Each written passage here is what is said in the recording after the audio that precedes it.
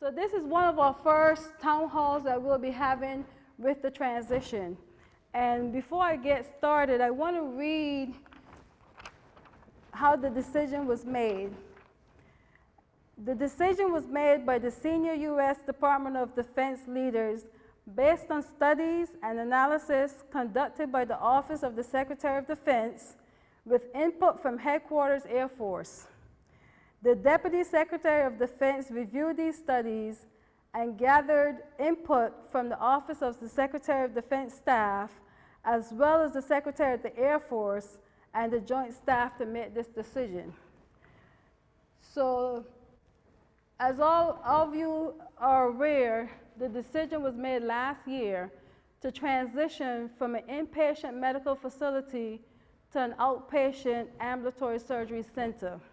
And that's why we're here today, because we want to step you through the process as we get there.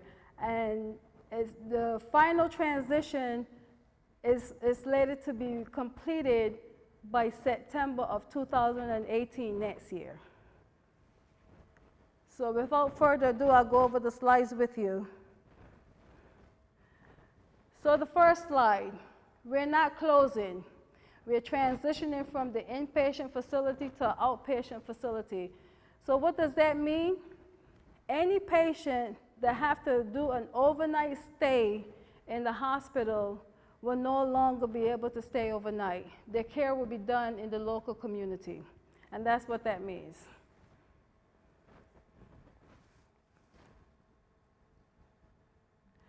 So here's the transition timeline, and this is our best estimate. So right now, the first couple of steps were done. The embassy was notified, our wing leadership was notified. We're now starting our media blitz, meaning we're marketing to Right Start, to the sponsors, to newcomers, to the PA Public Health, Public Affairs, and also we're going to try to get Stars and Stripes, and there's going to be a lot more media about the transition.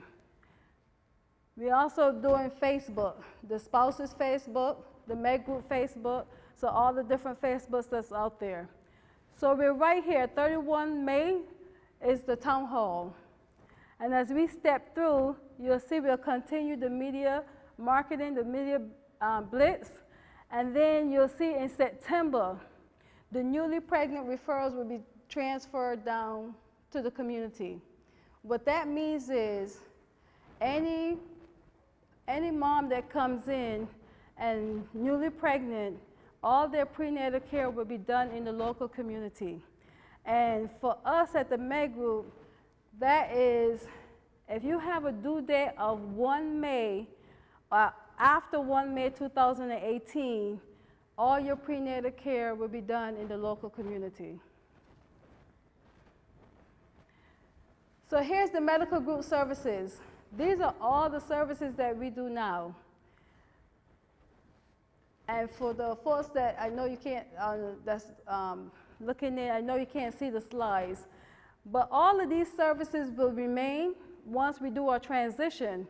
The services that will be going away is the ones that is in red, and that's our obstetrics, the nutritional medicine, because they're here to provide the meals for the patients that are inpatient, the start nesting, and then you see it in the top right is the medical, surgical, and the mother-baby in services. Medical services, medical surgery, that one, we'll still be doing some surgeries, but any surgery that will have an overnight stay, we're not going to do that. And those are more of our bigger orthopedic surgeries or general surgeries. And the mother-baby will be going away. All the other services, we will continue. That's why we say we're not closing. So I wanted to show you this slide because a lot of folks already expressed some concerns about the Italian healthcare system. So this slide, I'm not advertising for anything, I'm just putting the data out there. This is the World Health Organization that look at all the numbers and come up with these statistics. And this is as as current as 2017. And it's to just give you a little example of how the Italian healthcare system compares with the US healthcare system.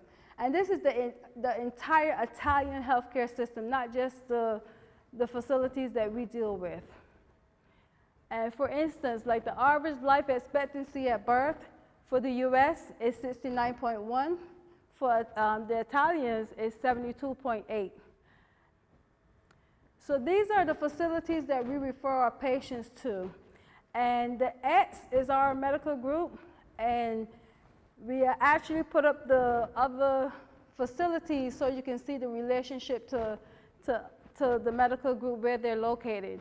So the first one is the Pordenone Hospital, which is about 8 miles. Then we have Polyclinical, it's about 10 miles. It's only maybe 5 minutes away from Pordenone. Then we have our Cicilli Clinic, is 9 miles away. Mangiago Hospital, 14 miles. Spellenbargo Hospital is 18 miles. And then the San Vito al Tagliamento is 18 miles. This slide is, I wanted to put this slide here because I wanted to show that all the facilities around this area in this region all goes back to Pordenone. They all have a relationship with Pordenone. And these are the same facilities you just saw on the last slide. It's one entire healthcare system within this